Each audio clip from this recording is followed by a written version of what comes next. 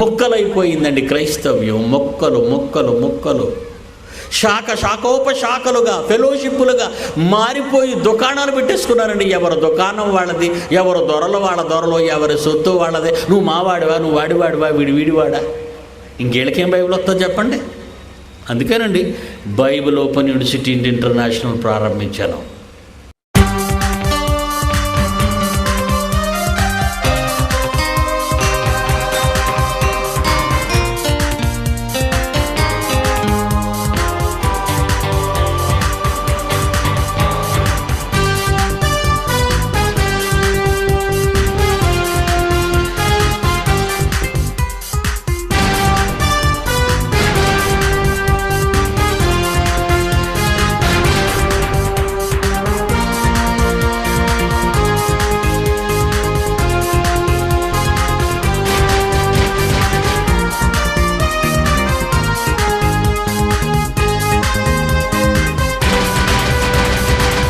కట్టుకుండాలి, వాక్యంతో కలిసి ఉండాలి.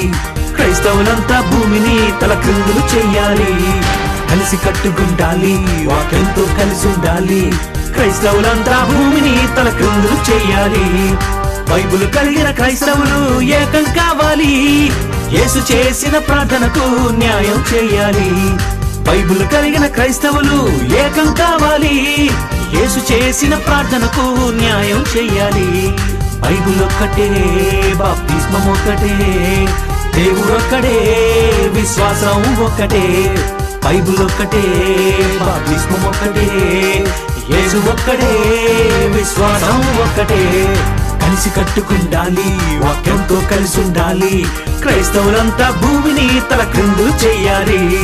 కలిసి కట్టుకుండాలి, వాక్యంతో కలిసి ఉండాలి.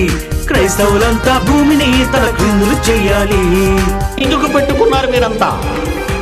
ఇవన్నీ పెట్టుకోబట్టే నాది రైతు అని సంఘానికి ఒక బోధ, వ్యక్తికి ఒక బోధ, వర్గానికి ఒక బోధ, సంస్థకు ఒక బోధ. ఈరోజు ప్రపంచంలో 3000 బోధలండి. ఎవడి బోధ వాడిదండి, ఎవడి గోల వాడిదండి. బోధకులెందరూ ఉన్నా బోధ మాత్రం మారకూడదు. సంఘాలెన్ని ఉన్నా సత్యవాక్యం మార్చకూడదు. దేవుని ఆస్తుల కోసం పోరాటం మానండి. ఆత్మల రక్షణ కోసం ఐక్యంగా ఉండండి. ఆ సంఘం ఎత్తబడదంటూ, ఈ సంఘం ఎత్తబడదంటూ, క్రీస్తు కొన్న ఈ సంఘాన్ని ముక్కలు చెయ్యొద్దు. ఆ సంఘం ఎత్తబడదంటూ, ఈ సంఘం ఎత్తబడదంటూ, క్రీస్తు కొన్న ఈ సంఘాన్ని ముక్కలు చెయ్యొద్దు. బైబిల్ కలిగిన క్రైస్తవులు ఏకం కావాలి. యేసు చేసిన ప్రార్థనకు న్యాయం చెయ్యాలి. బైబిల్ కలిగిన క్రైస్తవులు ఏకం కావాలి. యేసు చేసిన ప్రార్థనకు న్యాయం చెయ్యాలి. బైబిల్ ఒక్కటే, బాప్తిస్మం ఒక్కటే, దేవుడొక్కడే, విశ్వాసం ఒక్కటే. బైబిల్ ఒక్కటే, బాప్తిస్మం ఒక్కటే, దేవుడొక్కడే, విశ్వాసం ఒక్కటే. కలిసి కట్టుకుండాలి, వాక్యంతో కలిసి ఉండాలి. క్రైస్తవులంతా భూమిని తలక్రిందులు చెయ్యాలి.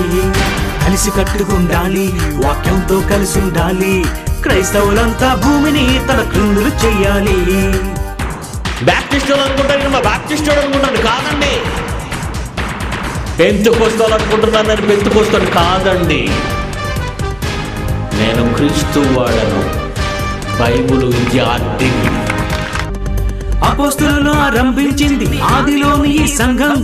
అపవాది దాన్ని చీల్చింది నేడున్న క్రీస్తు సంఘం. వాక్య ప్రకారం జరిగించేదే నిజమైన క్రీస్తు సంఘం. బైబిల్లో లేనిది చేసేదే అక్రమమైన సంఘం.